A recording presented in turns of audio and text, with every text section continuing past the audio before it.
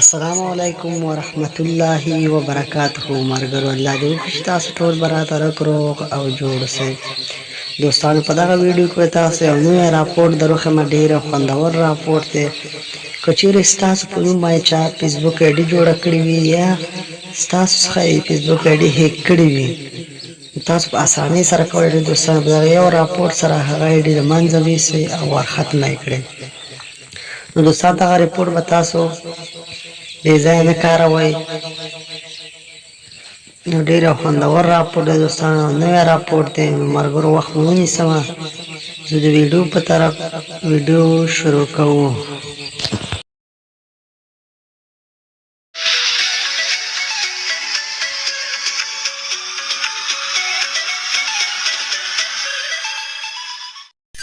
شرکت د مخته که تاسو ویډیو لایک کړئ نه وي نو ویډیو لایک کړئ، او که چېرته دا اوسه پورې تاسو زموږ چینل نه وي سبسکرایب کړی نو په دغه ستور سبسکرایب بټن باندې کلیک وکړئ او زموږ چینل سبسکرایب کړئ او ورسره په دغه ګنټۍ نښان باندې لازمي کلیک وکړئ تر څو زموږ هره نوې ویډیو تر تاسو پورې اول در ورسېږي.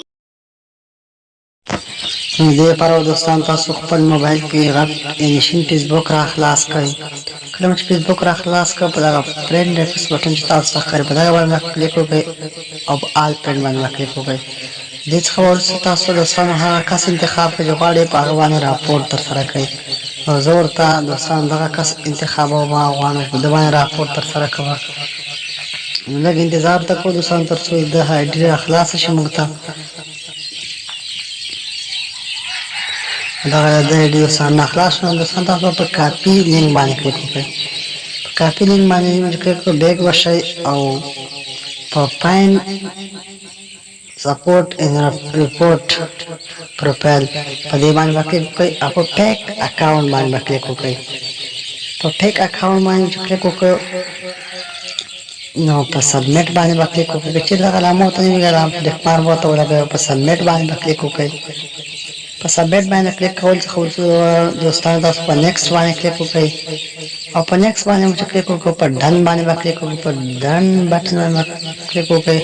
دې څخه وروسته تاسو بیک شئ او شاته به لاړ شئ. دې څخه وروسته دغه درې لینه چې روان دي په دغه باندې دوستانو تاسو کلیک وکړئ. دغه درې لینه دوستانو بخښنه غواړم دوستانو، دغه درې لینه باندې کلیک وکړئ، لاندې به راشئ او په هیلپ ان سپورټ باندې دوستانو تاسو کلیک وکړئ. په هیلپ اینډ سپورټ باندې څخه وروسته تاسو په ریپورټ ا پرابلم باندې کلیک وکړئ. په ریپورټ ا پرابلم باندې کلیک ځل بیا هغه ځای کې په شنه پټه باندې وکړئ او دلته به ورته پروفایل انتخاب کړئ.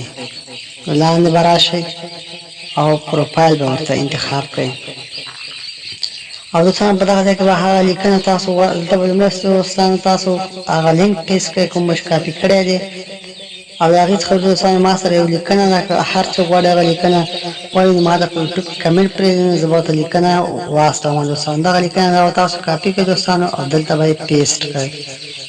نو زه دغه کاپي کوم دوستانو او هلته یې پیسټ کوم.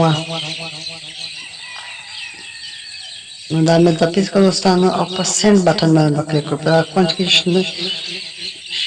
سینډ بټن ده، په دې به کلیک وکړئ دوستانو. دوستانو ریپورټ سینډ شو، ډېره خوندوره طریقه. دوستانو که چېرته ویډیو مو خوښه شوې نو ویډیو سره حتما لایک کړئ او داسې ښایسته ښایسته ویډیوګانو لپاره زموږ چینل سبسکرایب کړئ. نو ملاویږو دوستانو په نورو ښایسته ښایسته ویډیوګانو کې. په دعاګانو کې مې یاد ساتئ. د خدای په امان.